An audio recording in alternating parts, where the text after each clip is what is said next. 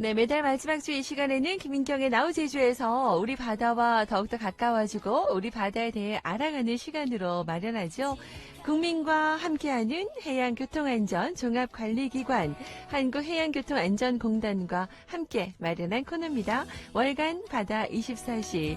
자, 오늘 어느새 월간 바다 24시도 6번째 시간이네요. 오늘 이 시간에는 한국해양교통안전공단 이경훈 해양교통 빅데이터 실장님과 함께합니다. 안녕하세요. 네, 안녕하세요. 반갑습니다. 반갑습니다. 오늘 또 전화 연결로 함께 만나고 있는데요. 우리 애청자분들께 간략하게 직접 소개 좀 부탁드릴까요? 네, 저는 대학에서 조선공학을 공부했고요. 네. 졸업 후에는 조수소에서 2년 정도 선체 구조 설계를 했습니다. 한국해양교통공단이 한국어선협회이던 1997년에 입사해서 네. 지역 현장에서 선박 검사원으로 활동을 했습니다. 네, 네. 그리고 이후 본사에서는 20여 년간 중소형 선박 설계와 선박 안전 연구를 주로 했고요. 네. 지금은 해양교통 빅데이터를 다루는 일을 하고 있습니다. 해양교통 빅데이터. 와, 네. 그렇군요. 관심 있는 분들도 많이 계실 것 같은데, 근데 우리 실장님께서 설계한 배를 제가 바다에서 봤을지도 혹은 타봤을지도 모르겠다 이런 생각도 좀 드는데요. 네. 네. 네, 그럴 수도 있겠죠. 네. 섬여행을 하셨다면 제가 설계한 차도선이나 네. 여객선을 타보실 수도 있고요. 네. 바다 낚시를 해보셨다면 낚시어선이나 레저보트도 타보셨을 겁니다. 그러니까요. 오늘은 전화 연결로 만나고 있지만 뭔가 좀 가까운 더 느낌이 들고 사실 우리 제주는 배와는 뗄래야 될 수가 없으니까 그렇죠. 많은 도민들께서 우리 실장님께서 만든 설계한 배를 보고 타고 그러셨을 거라는 생각도 들기도 합니다. 네. 자, 기대하면서 오늘 이야기가 더 궁금해지는데 자, 오늘 바다 24시 퀴즈도 여러분 있어요. 제가 말씀드렸죠. 공단에서 준비해 주셨는데 손세정 키트 선물 드리니까 여러분들 끝까지 함께해 주시기 바라고요. 자, 오늘 그러면 본격적인 이야기 좀 나눠보도록 하겠습니다. 네. 사실 지금 우리 제주도요. 절기상 뭐 소만도 지나고 약간 이제 여름 기분도 들고 그러거든요. 네. 바다에 벌써부터 마음이 나가 있는 분들도 계시고 한데 근데 그렇죠. 이맘때 우리가 생각해 봐야 될 부분인 것 같아요. 안전하게 즐기기 위해서 중요한 것들이 있거든요. 그죠? 네. 여름철에 자주 발생하는 해양 사고 무엇이 있을까요? 좀 알아야 될 것 같아요. 네, 그렇습니다. 여름철은 특히 이제 바다 안개 때문에 앞을 보기도 어렵고요. 네. 그리고 태풍이나 국지성 호우 같은 기상 악화로 그 어느 때보다 사고 위험성이 높아지는 시기인데요. 네. 우리 공단에서 발행한 2020년 해양사고 발생 현황 분석 보고서를 보면요. 여름철에는 수상 레저기구와 낚시어선 사고가 자주 발생한 것으로 나타났는데요. 네.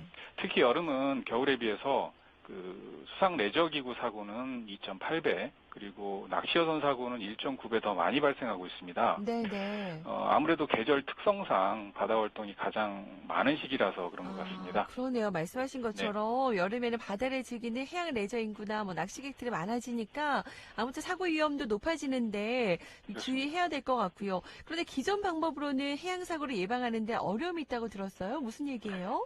네, 그렇습니다. 우리 공단에서도 해양사고 발생 원인을 분석하는 다양한 연구하고 캠페인을 진행하고 있고요. 네. 해양사고 예방을 위한 관련법 개정도 준비 중에 있는데요. 지금까지는 해양사고 중에는 명확하게 원인을 규명하기 어려운 사고도 많이 있습니다. 그렇겠어요. 사실 바다 환경은 변화무쌍하잖아요. 날씨도 그렇고 파도도 그렇고. 네, 영향이 그렇습니다. 있는 건가요? 네. 네.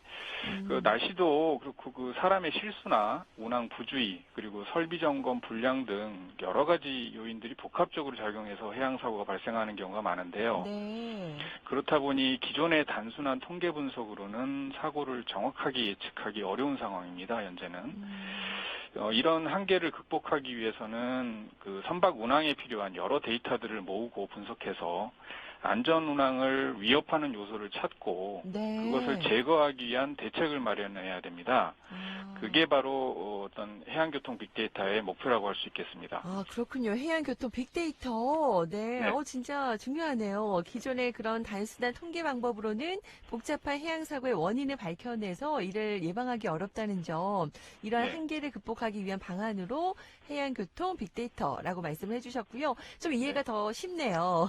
그런데 빅데이터 사실 요즘에 중요하다 하고 많이 들어보셨을 텐데요. 아무래도 좀 생소한 부분도 있어서 좀 한마디로 표현해 주신다면 좀 정리가 가능할까요? 네. 네, 저는 해양교통 빅데이터를 네. 배가 지나간 흔적이 아닐까 생각합니다. 예, 배가 지나간 흔적. 오, 예. 그러면 그 흔적은 탐정처럼 추적을 하는 건가요? 네, 그렇다고 할 수 있겠죠. 아, 해양교통 빅데이터란 결국 배가 태어나서 네. 여기저기 이제 온갖 풍파를 겪으면서 남긴 흔적들, 한마디로 음, 배가 지나온 일생을 탐색하는 과정에서 우리가 찾게 되는 결과물이 아닐까 생각하거든요. 네네. 네, 그걸 이용해서 우리는 그 배를 이용하는 사람들에게 어떤 유익한 정보나 그 어떤 만족스러운 경험을 줄 수 있어야 하고요. 네. 그게 바로 해양교통 빅데이터의 주된 역할이라고 생각합니다. 중요하네요. 이 배가 우리에게 말은 해줄 수 없지만 그 흔적들을 보면 우리에게 시사하는 바가 클 것 같은데요. 네, 맞습니다. 네, 그렇다면 그런 해양교통 관련 통계나 빅데이터 현재 그 공개가 돼서 누구나 활용이 가능한 거예요? 일단 해양수산과 해양 네, 환경에 관한 여러 정보들은 지금 네, 해양수산부 해양수산 빅데이터 플랫폼에서 확인하실 수 있고요. 네, 네. 여기서 이제 우리 공단은 해양교통 안전 관련 데이터를 담당하고 있습니다. 그래서 아, 올해부터 우리 공단이 스마트 해양교통 안전 빅데이터 플랫폼 구축 사업을 진행하고 있는데요. 네, 네.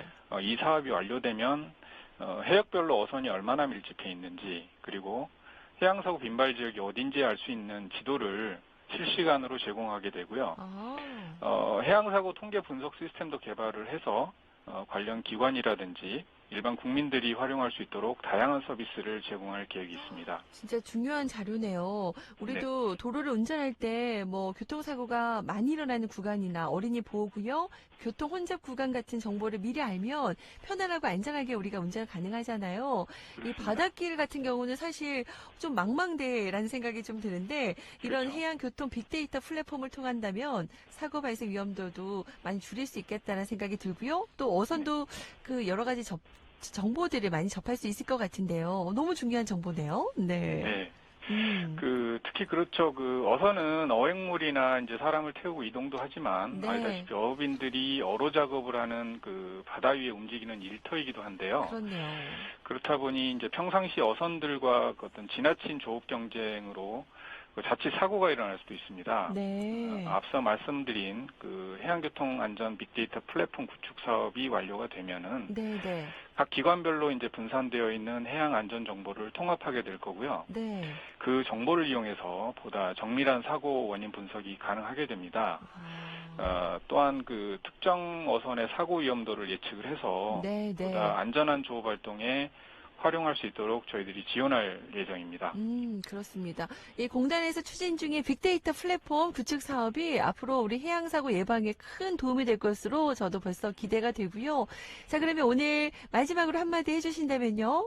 네, 네, 최근 5년 동안 해양 사고가 증가 추세에 있지만 조금만 관심을 갖고 주의하신다면 충분히 예방할 수 있는 사고도 많습니다. 네. 출항 전에는 반드시 주요 설비가 제대로 작동하는지 점검해 주시고요. 만약에 사고에 대비할 수 있도록 평소에도 구명조끼와 구명 뗏목, 소화기 사용법을 꼭 익혀두시기를 당부드립니다.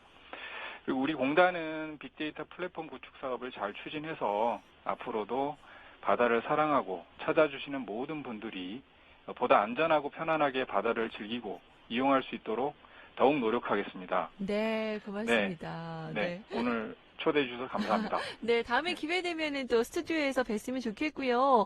사실 네네. 진짜 이 바다 관련해서 네, 정말 잘 몰랐던 부분들 오늘 중요한 정보인데 많은 분들이 알게 되신 것 같아요.